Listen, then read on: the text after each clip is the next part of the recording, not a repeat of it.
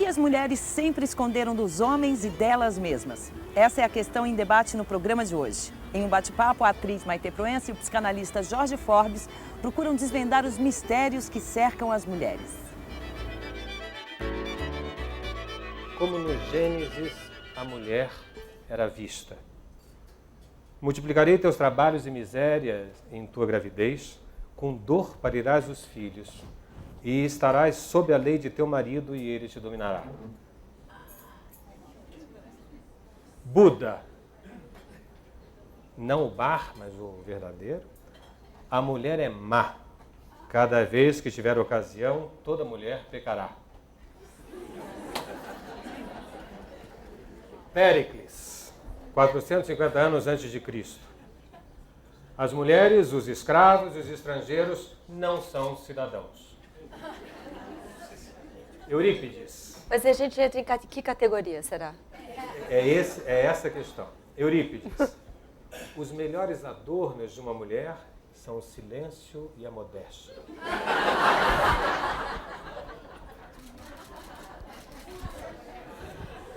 Aristóteles, pai da razão. A mulher é por natureza inferior ao homem, deve, pois, obedecer.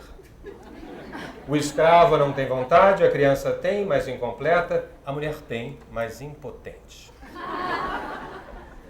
São Paulo. A mulher deve aprender em silêncio com plena submissão.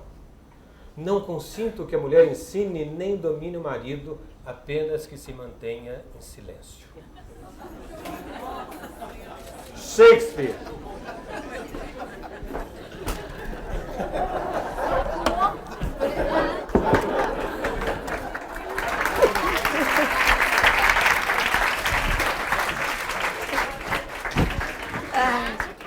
Eu acho que eu vou fazer esse debate aqui de joelhos, Jorge. Você não sabe que sou mulher? Quando penso, tenho que falar. Voltaire. Uma mulher amavelmente estúpida é uma bendição do céu. Hegel, hein? A mulher pode naturalmente receber educação, porém sua mente não é adequada às ciências mais elevadas, à filosofia e a algumas artes. Oscar Wilde. Todas as mulheres acabam sendo como suas mães. Essa é a tragédia. Ortega y Gasset. Estamos chegando mais perto. Ortega y Gasset.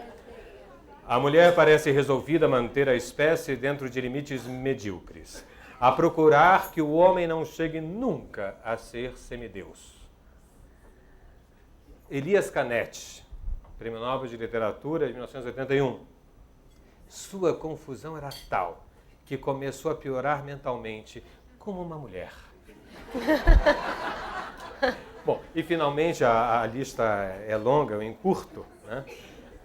O epitáfio do grande poeta inglês John Donne, século XVII, morre a mulher dele e ele escreve na tumba dela: enquanto você repousa, eu descanso.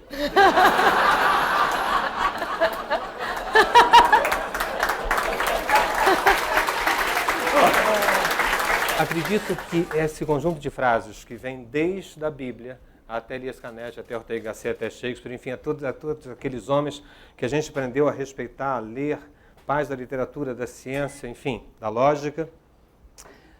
Eu acho que isso nos ensina é que para todos eles a mulher sempre escapa. A mulher não tem um lugar que seja capturável por essa razão. Existe um lugar para a mulher, uma atopia, um lugar fora da civilização. Não que isso tudo sejam desaforos, não que isso sejam xingamentos, não que isso sejam escrachos, mas que essa série de frases mostram o desaforo. São desaforos em relação à mulher. Desaforo no sentido da palavra desaforar, de fora do lugar, né? Todas essas referências não dizem da mulher, mas dizem, sobretudo, da dificuldade dos homens e das mulheres capturarem o feminino e capturarem a própria mulher. E uma das formas clássicas que a gente tem de capturar aquilo que escapa é através da dor, através do xingamento, através do desaforo, através do insulto, porque as palavras insultantes são aquelas que colam, que saltam em cima. Insulto. Né? E o insultar faz com que como se a gente pudesse pegar esse feminino. Eu gostaria de colocar, então, como primeiro ponto, isso, da dificuldade nossa histórica do homem e das mulheres na captura do que é ser mulher. E que ele, normalmente, quando nós falamos dela, nós acabamos gerando insultos. O segundo ponto é que se a mulher está fora da civilização, é interessante a gente ver o lugar que ela fica fora da civilização. Na época industrial, até 20, 30 anos atrás, se eu perguntasse para vocês rapidamente qual seria a figura da mulher mais conhecida, a mulher era vista como mãe de família, a mulher era vista como enfermeira, como aquela que cuida dos filhos, zela pela educação, zela pelo senhor que faz a civilização, ou seja, zela pelos homens. Isso era compatível com uma época onde a sociedade se organizava de uma forma masculina, que foi o mundo anterior, que foi o mundo industrial. Essa nossa sociedade não se organiza dessa maneira. Essa nossa sociedade se organiza em rede, se organiza horizontalmente, se organiza não respondendo a padrões e a princípios comuns. Não existe mais a versão do universo, existe uma pluralidade de possibilidades. Esse mundo de hoje não se faz mais por hierarquias, por competições, se faz mais por parcerias, por amizade, se faz mais por encontros e produções e separações, se faz mais por singularidade, se faz mais por talentos. Esse mundo de hoje está muito mais próximo do ser mulher do que o mundo de ontem. O homem é muito assustado do que fazer com essa mulher que ele conhecia até 20 anos atrás, que ele a sabia em um determinado lugar e que, de repente, ele a vê perigosamente solta, perigosamente livre, perigosamente sexualizada, perigosamente interessada nela mesma, perigosamente trabalhadora, enfim, não mais servindo como aquele ponto de referência estável ao qual ele estava acostumado. Isso não quer dizer que as mulheres estejam tranquilas nesse momento, as mulheres também não estão tranquilas, mas isso quer dizer que, sobretudo, os homens estão muito intranquilos, porque a globalização é algo muito mais, está muito mais para as mulheres que para os homens. Todo homem que está aqui nesse lugar, e você também, Jorge, saiu de dentro da barriga de uma mulher, né?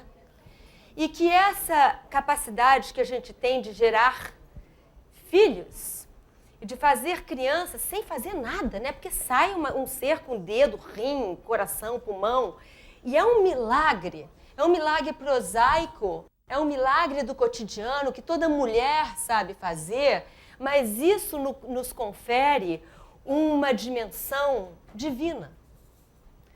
E eu acho que junto com isso, além dessa característica que é um pouco assustadora, por ser divina, existe também uma coisa assim, de que a gente vem para esse mundo mais intuitiva, a gente tem uma natural tendência à introspecção, a gente tem capacidade de amar incondicionalmente, a gente vem com essa facilidade. Eu acho que tudo isso assusta um pouco o mundo masculino, né? Ele olha para aquela coisa que o atrai tanto e ele não sabe muito bem o que fazer com tudo aquilo. Então, eu fico vendo assim na minha filha, que tem 17 anos, né? Outro dia eu estava ali, aquele bando de adolescentes, e eu fiquei vendo como os rapazes ficam. Hoje em dia você pode ficar com muitas pessoas, né? Mas pode mais ou menos, os meninos podem. Quando eles ficam com muitas pessoas, eles continuam sendo os garanhões de sempre. Os nomes são farpa, garanhão, espada. É tudo assim, adjetivos enaltecedores. E nós, quando ficamos, são... Maçaneta vai de mão em mão. Maçaneta, vai de mão em mão. E aqueles outros, né? A pobre da ave, moedinha, coitadinha, galinha, piranha, continua sendo piranhis, perdição de linha. A menina que ficou com muito, perdição de linha. Aquilo é uma perdição de linha. Ela vai para os meninos se tem esse tipo de adjetivo. Então, eu acho que como eles não conseguem lidar com a mulher substantivo, eles nos retalham em pequenos adjetivozinhos.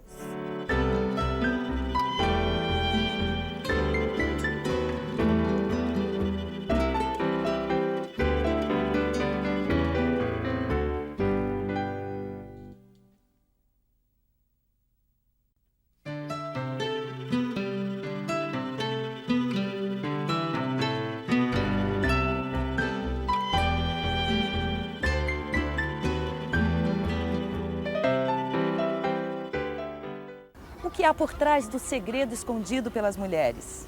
É possível capturar a essência do feminino? Os homens têm um tipo de satisfação que visa o grupo, visa o conjunto, visa o igual, visa o idêntico. Começo pelo vestuário dos homens, vejam quantas pessoas estão aqui hoje com blazer azul e camisa azul clara, né, e calça bege. Né? Veja que um guarda-roupa masculino tem essa imensa variação do azul ao marrom, que os sapatos são marrons ou pretos e que as meias são azuis ou pretas. Né?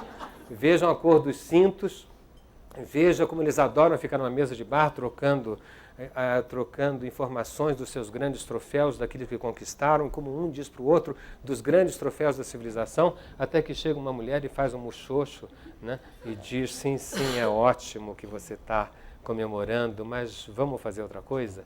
Né? E ele, quer dizer, se os homens ficassem só entre si, eles estariam até hoje dizendo como o seu tacape é bonito, o seu também é legal. Né? Quer dizer, eles têm essa possibilidade do reconhecimento mútuo. E quando você elogia um homem, ele acha ótimo, mas se você elogiar e compará-lo, ele vai achar mais fantástico ainda. Né? Se você diz, você puxa como você é brilhante, ele vai falar, mas não. Se você falar para um homem, você é brilhante como Churchill, fala, agora exagerou. Né? Bom, ele vai adorar a comparação. Se você disser para uma mulher, né, como você está linda, ela pode gostar, baixar os olhos. E se você disser para ela, você está muito parecida com a Sharon Stone, ela vai achar, tá vendo? Alguém já berrou, é isso, quer dizer, imediatamente existe, né, o repúdio a qualquer comparação, porque a mulher é singular, né, porque a mulher exatamente não é capturável em nenhum tipo de conceito específico, a não ser numa generalidade as mulheres, mas elas só podem ser tomadas uma a uma. Essa mulher continua escondendo de todos nós a essência dessa feminilidade, e a gente vê isso repercutir em todos os momentos da vida. Como é que uma mulher fica grávida hoje em dia, como é que uma mulher educa, como é que uma mulher trabalha, como é que ela casa, como é que ela ama, como é que ela se apaixona, como é que ela nasce, como é que ela morre. O que você acha?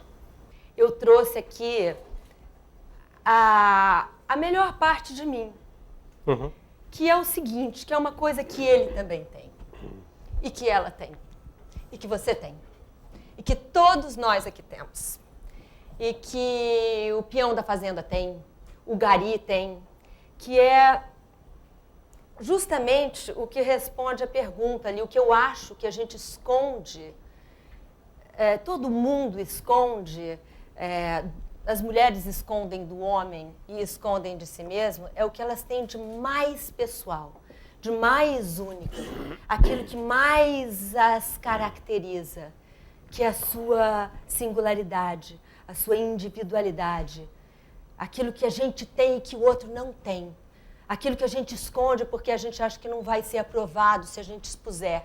Então, e que é sempre a parte mais interessante das pessoas, né? Quando a pessoa consegue se aquebrantar e tirar as cascas todas e que aparece aquela coisa, porque às vezes escapa e a pessoa mostra aquilo, apesar dela mesma, né? Mas em geral não, porque em geral a gente está tão armado de mecanismos de sedução, não é? Porque a sedução não é só para levar uma pessoa, porque você quer seduzir aquela pessoa para levar ela para a cama. Ou para namorar aquela pessoa, porque você quer que a pessoa se relacione com você dessa maneira. A gente seduz uma pedra se a gente não puder. Se ela não for gostar de mim, eu quero que ela goste, que ele goste. A gente é assim, né? Nós somos gregários e nós queremos a apreciação do outro. Então, eu acho que a gente começa a seduzir quando a gente nasce, porque a gente chora e aí você chora e vem aquele peito gostoso, cheio de leite quentinho, derramando na sua boca, doce. E aí, aquilo é muito gostoso, né? Se eu pudesse, eu estava chorando até hoje.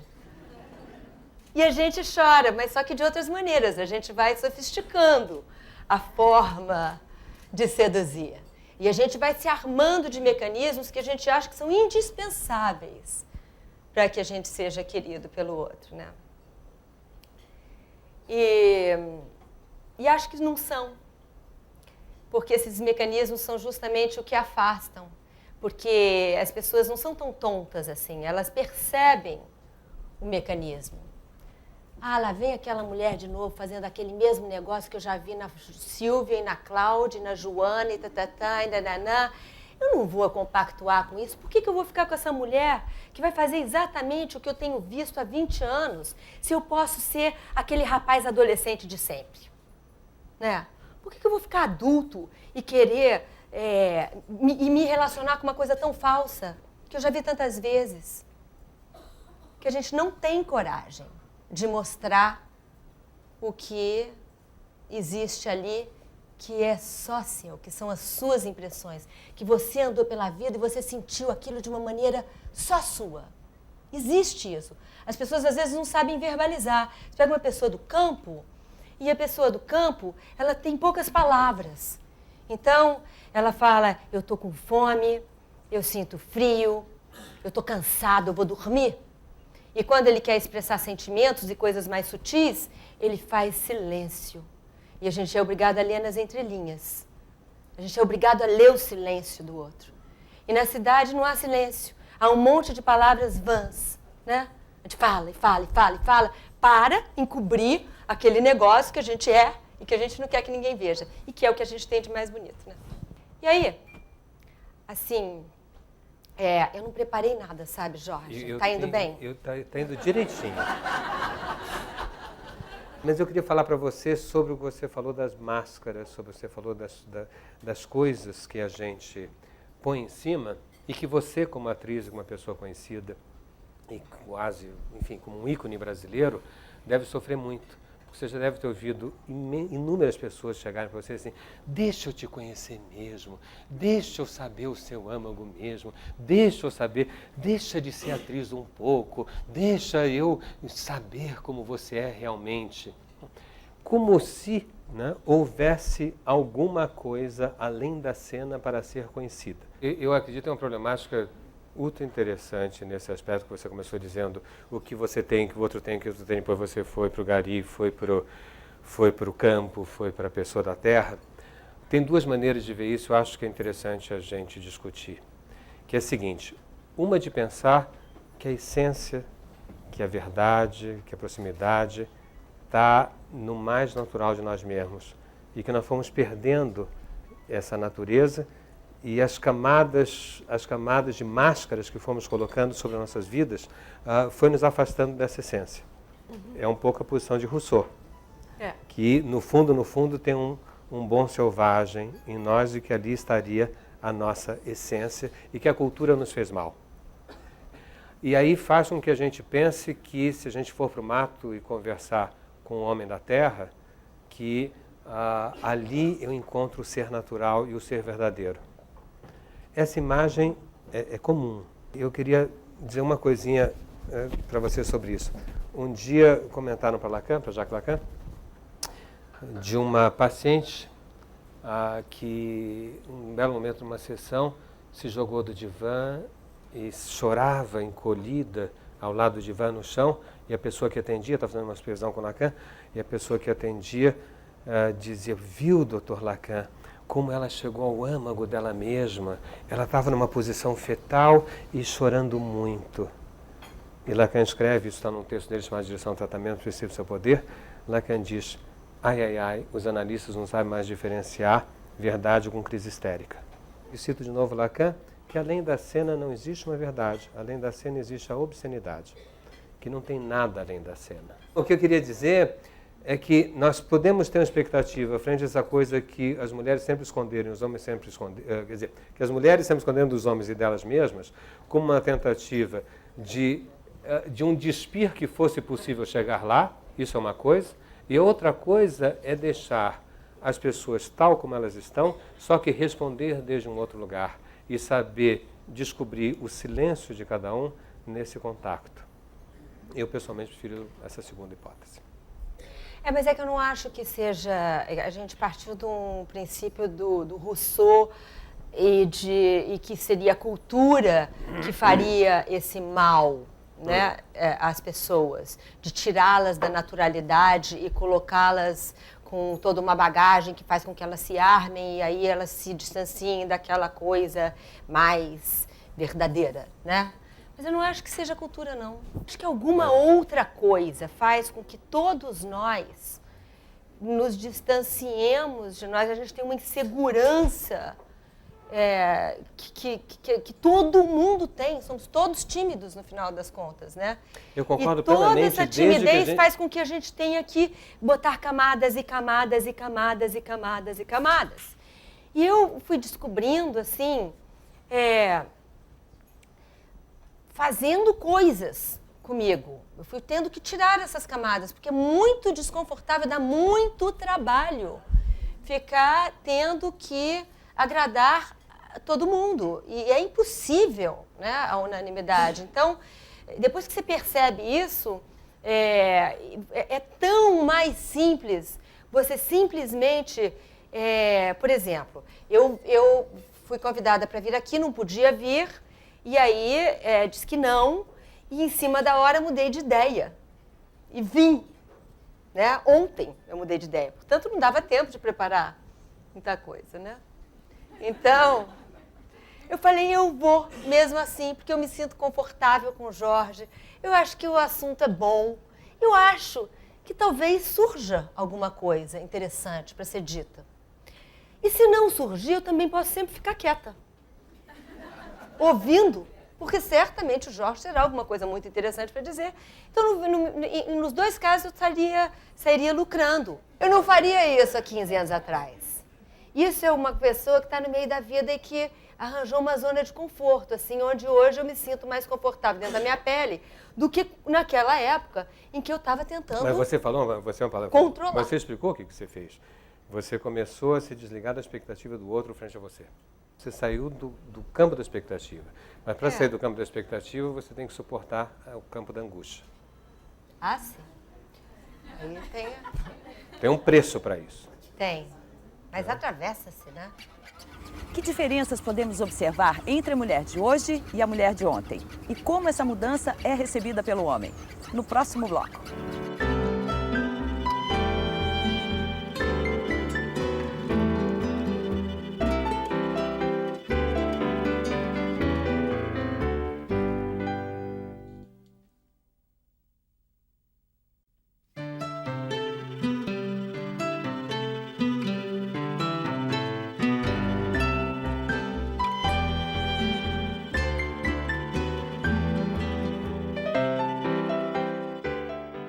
A mulher apresenta-se hoje de um modo diferente. Ela conquista espaços cada vez mais importantes na sociedade.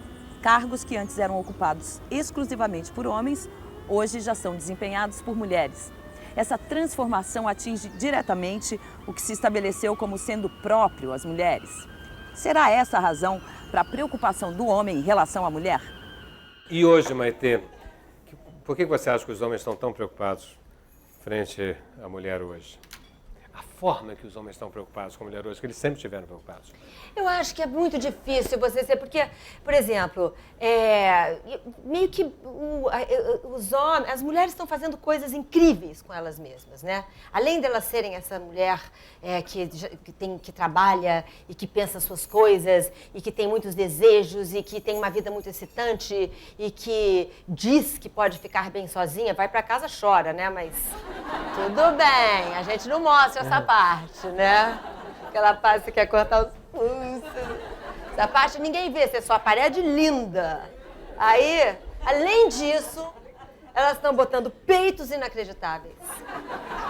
Panturrilhas. Lipos que fazem ela ficar igual a Jessica Rabbit, né? Aquele corpaço, aço. Elas também já não menstruam mais, elas não têm nenhuma desvantagem. Porque ela bota uma plaquinha e aí acabou.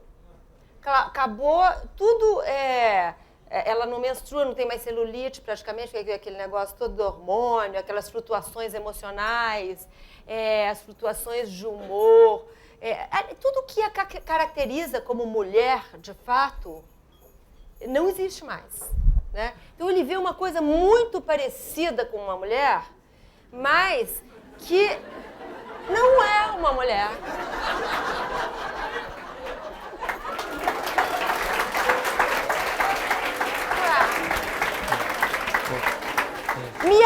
gosta também. Aí o cara vai, enganado, né? Peito, tudo, ele vai. Aí foi, no dia seguinte ressaca, já pegou, não tá mais tão interessado. E não quer mais, porque não tem, ele percebe que não é uma mulher. Antigamente, os homens, assim, gostavam mais das mulheres com suas pequenas imperfeições, aceitavam que eram desveladas, assim, na hora do amor. E tudo bem, ele sabia que ia ter umas imperfeições, mas não tem problema, não precisa ser perfeita. É até mais fácil de lidar com algumas, né, se não for perfeita. É mais legal, porque aí eu também posso relaxar, né? O compromisso não fica tão grande e tal, né? Agora, cadê aquele homem viril que gostava de mulher, né? Esse homem, coitado, como é que ele vai mostrar a sua virilidade? Não tem oportunidade, não tem mais caçada. Não pode sair para caçar, trazer o bicho. Né? Não tem mais o homem do campo. Aquelas 4 certezas e não se fala mais nisso, né? Que é aquele homem que sabe das coisas, você fica quieta aí, vai pra cozinha, tarará, e eu vou providenciar tudo e tá tudo certo, pronto, acabou. E também, sei lá, o que ele tem? Ele tem um carro, mas a mulher também tem, ela atravessa a preferencial e ele tem que botar aqueles 270 cavalos embaixo da perna, engolir aquela pentelha, que ele tá com vontade de sair aqui atrás dela e puxar o cabelo dela e fazer assim e jogar. Mas ele tem que ser cordial, porque ele é um homem urbano, civilizado. Tá difícil pro homem. Eu concordo, tá muito difícil. Para a mulher? Para a mulher, coitado com esse bando de homem assustado, né? O que a gente vai fazer?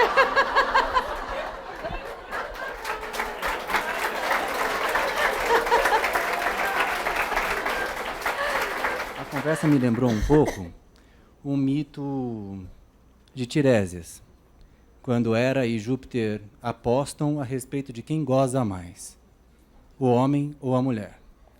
Tiresias viveu 7 anos como homem, viveu 7 anos como mulher e pagou com a visão interna. Arrancaram-lhe os olhos e ele foi eternamente punido por trair Hera, revelando que quem goza mais é a mulher.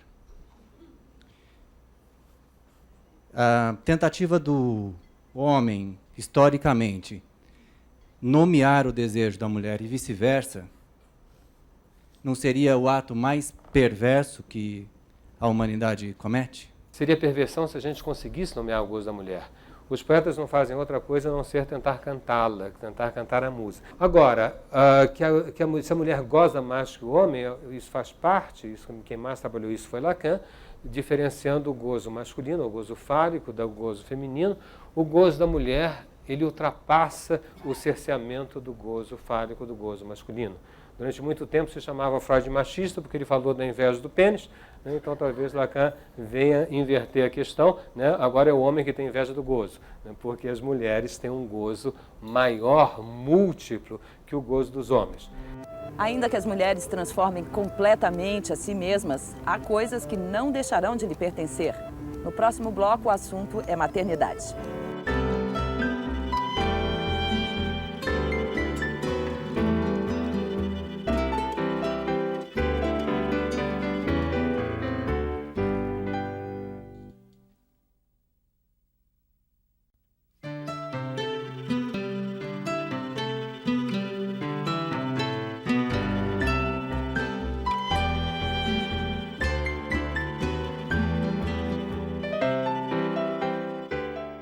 O que define hoje uma mulher?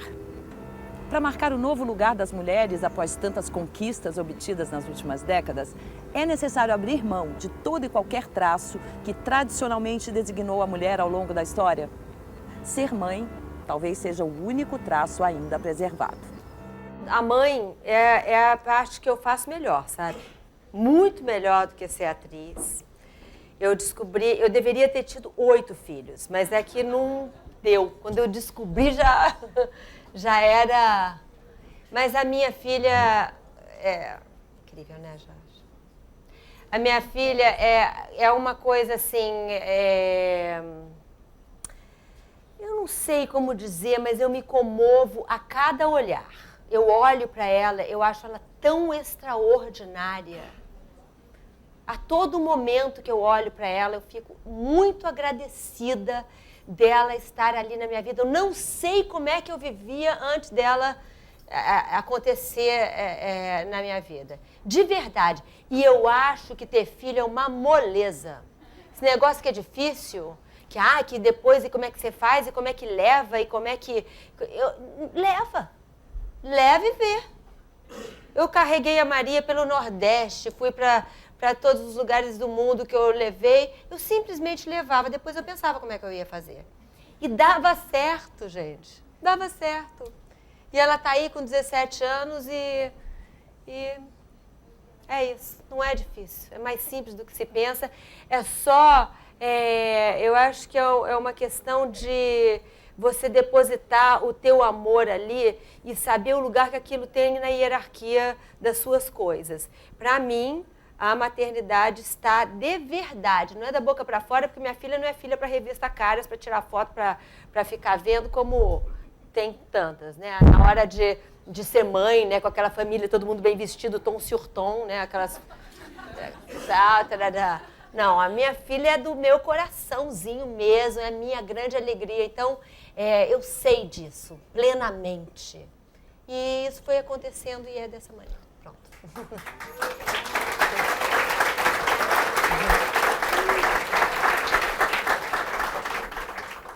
Fico pensando assim, o quanto da gente hoje, essa mulher que é independente, que alcança outros lugares, quanto ainda não tem da gente dessa insegurança, dessa dor, dessa vontade de ter a segurança que vem de um outro lugar. E, por outro lado, o quanto da gente a gente ainda não descobriu, da força que tem, e é por isso que eu acho que é contraditório mesmo, né? Você está procurando uma outra força e, ao mesmo tempo, ter uma força que a gente não sabe onde está, e que faz a gente ser, talvez, essa mulher que existe dentro da gente, que ocupa novos espaços, que vai contra toda essa lógica, todos esses conceitos e preconceitos que vêm se repetindo ao longo dos anos e ainda hoje se mantém de outras formas. Essa é a minha pergunta. É que não vai contra, vai junto. Dá para ter as duas coisas. Dá para ser essa mulher interessada no mundo, que saiu para fora da casa. Porque a vida dos meninos sempre foi mais interessante, né? Eles ficam do lado de fora jogando bola, vendo as coisas, aumentando mesmo as perspectivas. Depois é que eles não sabem muito bem o que fazer com isso. Mas eles têm uma vida muito mais plural, enquanto a gente fica lá protegida dentro de casa, aprendendo a costurar. Então, quando a gente saiu desse esquema, a gente se inebriou disso, se intoxicou disso, a tal ponto que a gente achou que era necessário largar aquela outra, que adora brincar de casinha, que adora ter um amor com quem você pode ser frágil. Porque é muito ruim não poder ser frágil. Eles nem conseguem.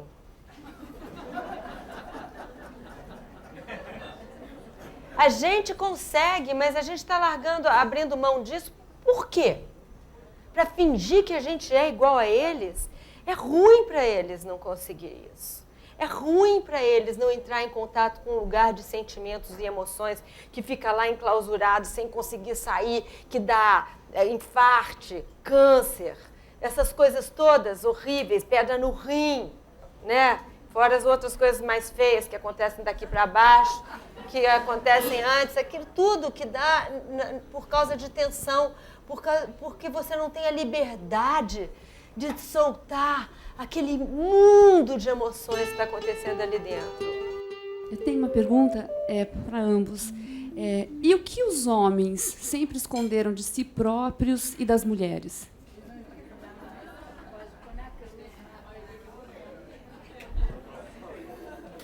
Vou te contar. O que é que acontece? A pergunta é bem profunda. O que é que acontece dentro do mictório quando vocês estão aí? todos. Existe um mito masculino de educar as mulheres. Os homens têm profunda dificuldade de suportar a lógica feminina, se é que esse termo a ela é aplicável.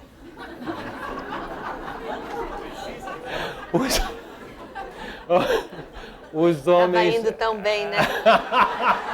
Começou, pegou bem, mas aí... largou. Não, mas eu vou tentar Eu vou tentar.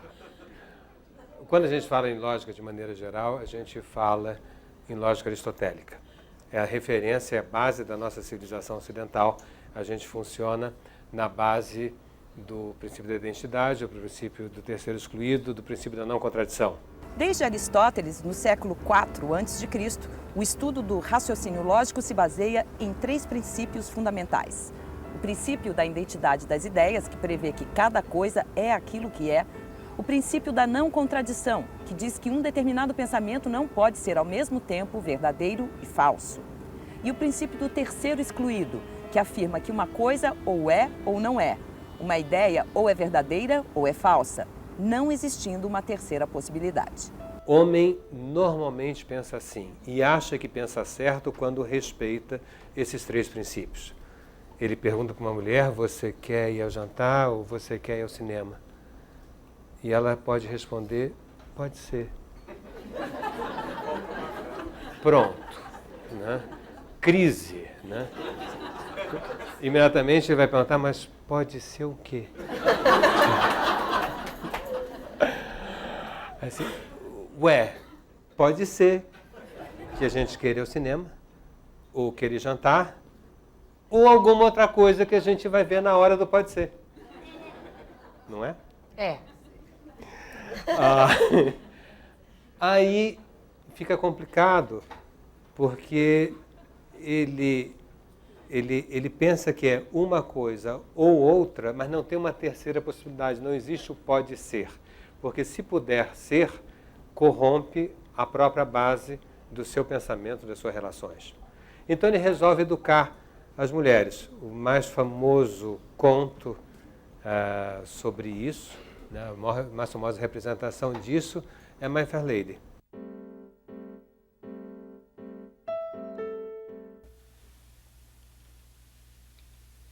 Pickering, why can't a woman be more like a man? I beg your pardon? Yes, why can't a woman be more like a man? Men are so honest, so thoroughly square, eternally noble, historically fair. But when you win, we'll always give your back a pat. But why can't a woman be like that? Why does everyone do what the others do? Can't a woman learn to use her head? Why do they do everything their mothers do? Why don't they grow up, well, like their father instead? Why can't a woman take after a man? Men are so pleasant, so easy to please. Whenever you're with them, you're always at ease. Would you be slighted if I didn't speak for hours? Of course not. Would you be livid if I had a drink or two? Nonsense. Would you be wounded if I never sent you flowers? Never. Well, why can't a woman be like you? Normalmente o que os homens se escondem da feminilidade é que existe uma outra razão que não seja essa razão fechada nesses 3 princípios. E por não admitir que existe uma outra razão, muitas vezes eles degradam as mulheres. Foi por onde eu comecei hoje com aquela série de frases, quase como uma coisa não admissível. Porém, ocorreram homens que deram razão a essa razão além de Aristóteles. O mais conhecido deles é Sigmund Freud, né, que disse: não, existe uma outra razão, né, no sensível, existe uma outra razão no dito intuitivo, existe uma outra razão na contradição. Quando uma pessoa sonha, por exemplo, e diz: eu sonhei que o dia estava chovendo com muito sol, né? E o Freud diz: não corrijo analisando. O inconsciente não funciona pelo princípio da não contradição. Existe a contradição e podem coexistir, e isso não é vulgar, ou seja, é uma outra lógica. Freud estudou a lógica particular do inconsciente. Para ele, os sonhos expressam em imagens o funcionamento do inconsciente e nos ajudam a entendê-lo. Quando o sonho parece escancaradamente absurdo, quando contém um paradoxo óbvio em seu conteúdo, ele o faz de propósito. Embora aparentemente o sonho apresente uma falta de qualquer preocupação com qualquer parâmetro lógico, ele expressa na realidade uma parte do conteúdo intelectual das ideias do sonho. O absurdo no sonho denota a discordância, o desprezo, o desdém nos pensamentos dos sonhos. Em uma sociedade moderna nossa, ainda existe tanta diferença entre homem e mulher ainda. Qual a origem disso?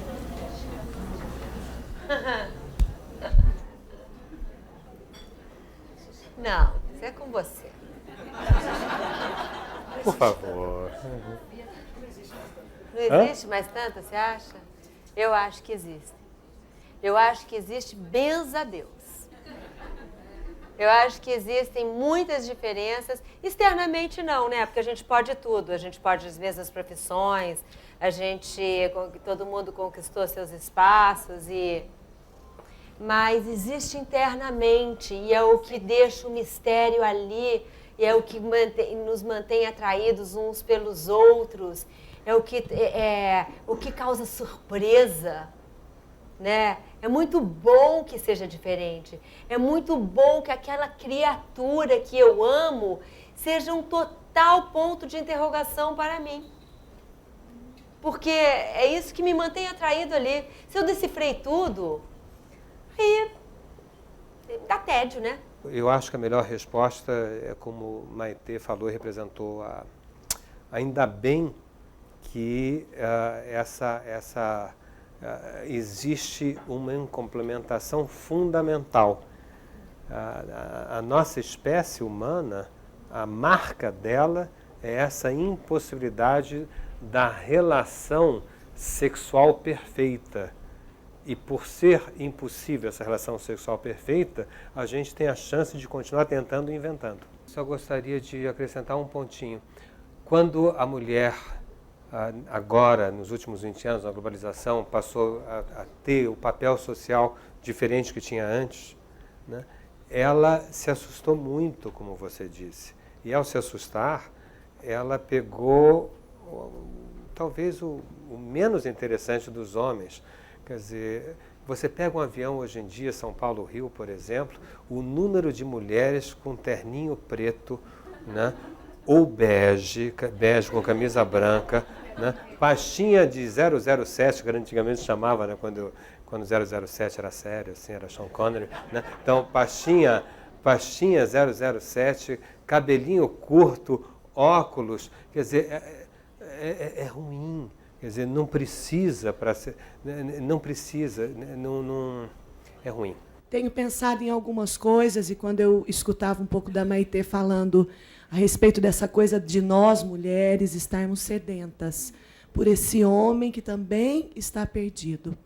Me lembro até daquele poema, né, de Vinícius de Moraes que fala a vida é a arte do encontro, embora haja tantos desencontros. Homens e mulheres se habituaram a se amar num amor intermediado, num amor em nome de eu estou com você por causa disso, por causa daquilo. E agora as pessoas, se elas estão juntas, é porque elas querem estar juntas. Não existe nenhuma coerção social que possa dizer eu estou com você por causa disso ou por causa daquilo. Isso é uma nova posição que é um amor muito mais responsável que o amor anterior. E me parece, eu sou muito otimista frente a esse amor. O Café Filosófico termina aqui. Até a próxima semana.